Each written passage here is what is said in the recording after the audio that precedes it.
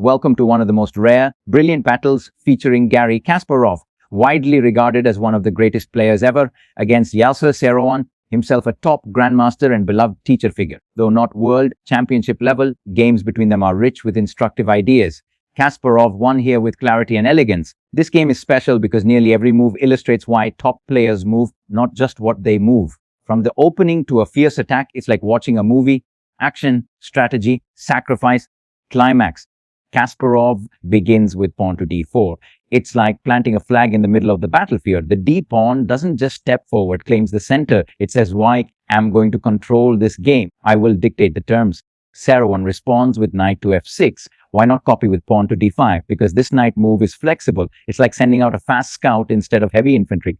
From f6, that knight eyes the center and keeps all options open. Kasparov follows with pawn to c4, the queen's pawn opening sharpest blade. This is the queen's gambit. He's saying, "I'll even give you my pawn for a moment, but in return, I want the center."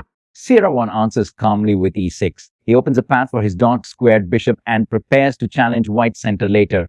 Knight to f3, Kasparov develops a knight, protecting his d4 pawn and preparing to castle. Simple, classical, effective. Now, Seirawan says, "Enough waiting, pawn to d5. The black pawn charges forward and clashes with white's pawn in the center. Both sides have their front lines drawn. The fight for the center has officially begun. White's second knight jumps to c3, joining its brother in the middle. Two guardians standing side by side, shielding the central squares. Black answers with nbd7, a slightly quieter move than the flashy nc6, but it has purpose. It keeps the c-pawn free for later, and it prepares his pieces to support a future break.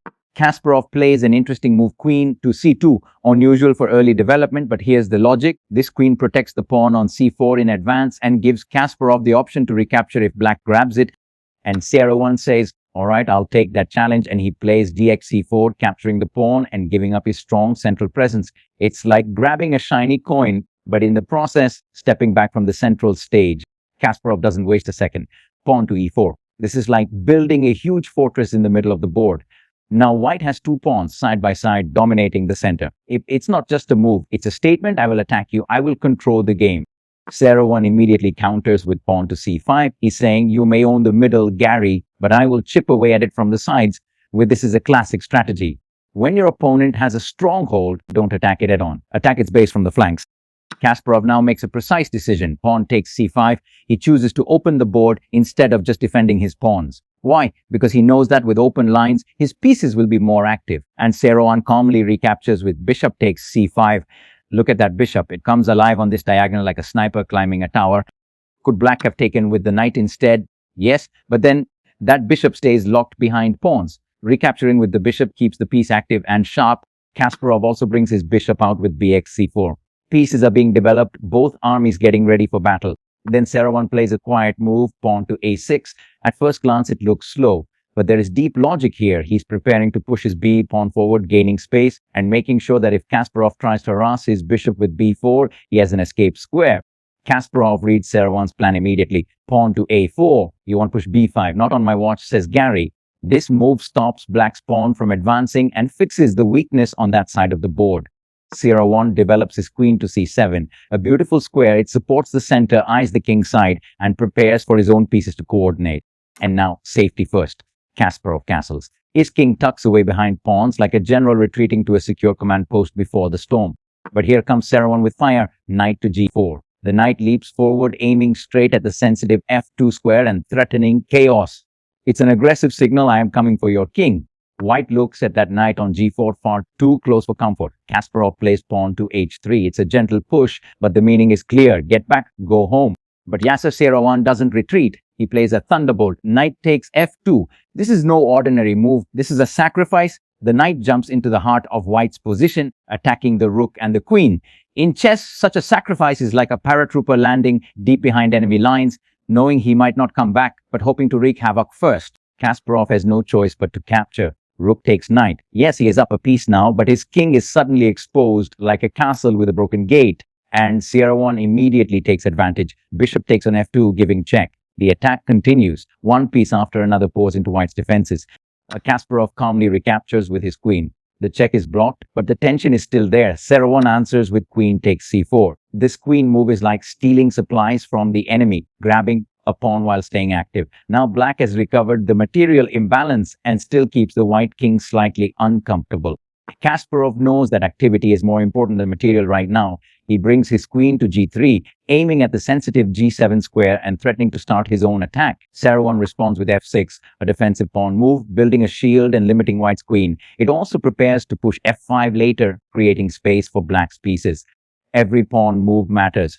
Push too many pawns around your king and you get weaknesses. Push the right one at the right time and you control the board. Kasparov sees an opportunity, queen takes g7. He grabs the pawn, threatening black's rook in the corner. This is a risk because his queen has gone deep into enemy territory. Seirawan instantly punishes this with queen to c5 check.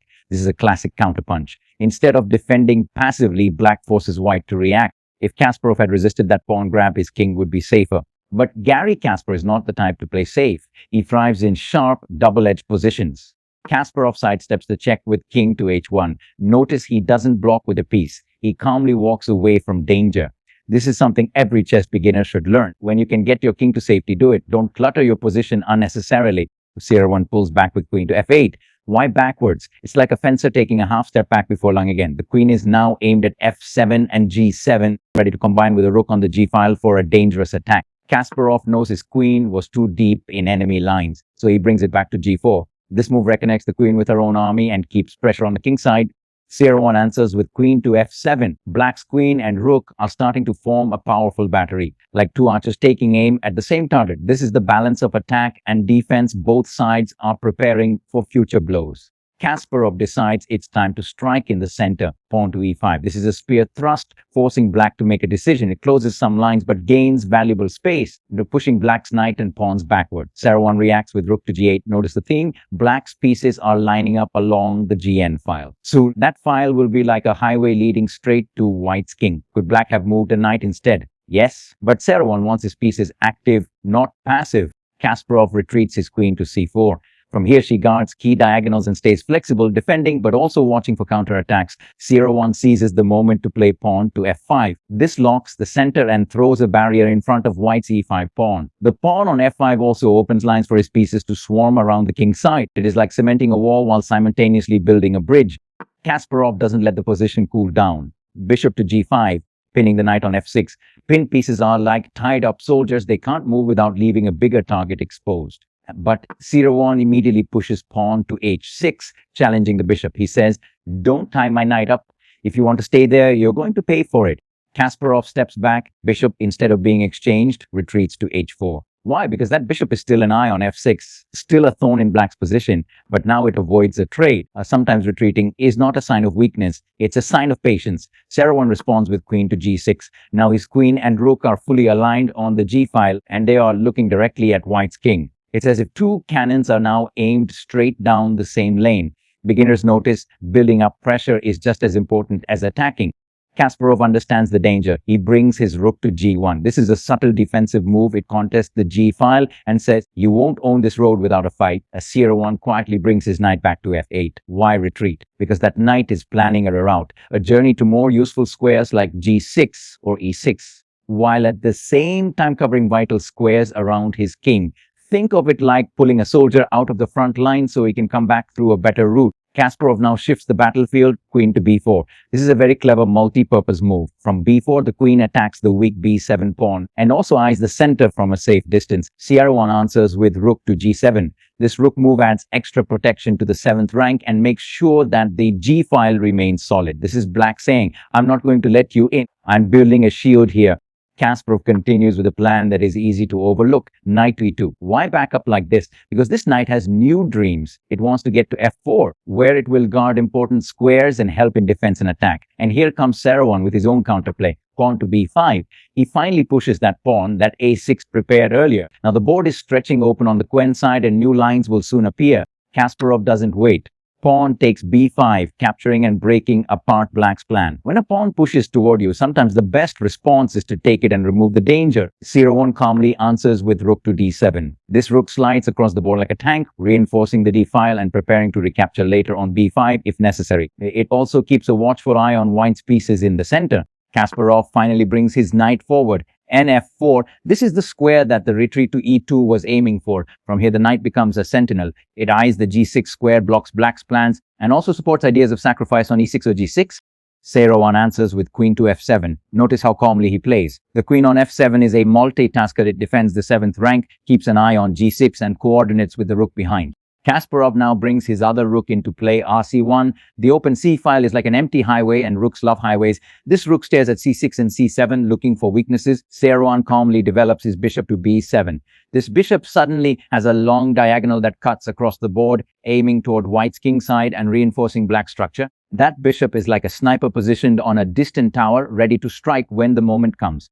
Kasparov presses further with pawn takes on a6. This capture opens the a file and removes black's pawn barrier. Every file that opens is like a window into the enemy's house. Seirawan responds with bishop takes f3. A very practical decision. He exchanges a dangerous knight for his bishop. Why? Because if that knight stays alive on f4, it creates huge threats on g6 and e6 later. Kasparov recaptures with the g-pawn gx-f3. Now, yes, his pawn structure looks ugly, but there's a hidden benefit. The g-file is open. This open file could become a highway for his rook to invade black's camp later. Seirawan wastes no time, rook to a7. This rook swings across the board to prepare for rx a6, and suddenly the a file becomes black's own attacking avenue. Kasparov immediately puts his rook on g1. This is classic Kasparov, always thinking about activity over structure. He wants to use the g-file before black can. Seirawan finally recaptures his pawn with rx a6. The rook on a6 is now active and ready to swing across if needed. Now, both players have rooks that can cut across the board like swords.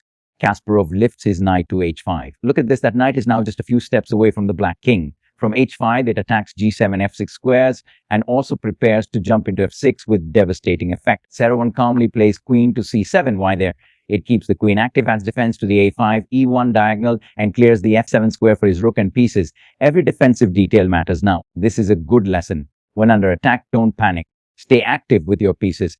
Kasparov now unleashes his rook rg7. The rook storms down the g-file, crashing into black's 7th rank. This is no longer just defense. White is on the attack, but Seirawan counters brilliantly with rook to a1, check. The rook swings across the whole board like a sword. Black is saying, if you attack me, I will attack you back. It's counterplay at its finest. Kasparov moves his king up to g2 to escape the check. It looks scary, but this is forced. Every square is carefully calculated here. Seirawan now plays queen to c2, check. Black's queen and rook are combining, threatening checks that could turn the tide if white missteps. And here comes the final move, bishop to f2. This simple move blocks the checks, connects white's rooks, and defends everything.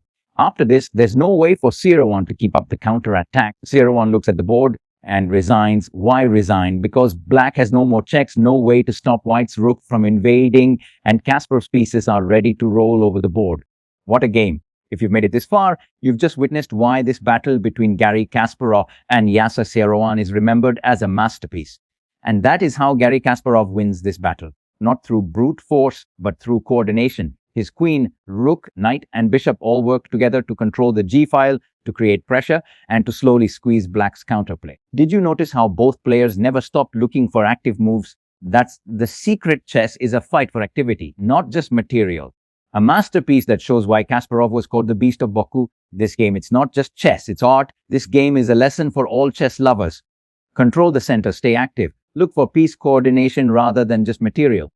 And when the time is right, strike with confidence. Rewatch these moves, pause on the critical moments, and ask yourself, what would I have played here?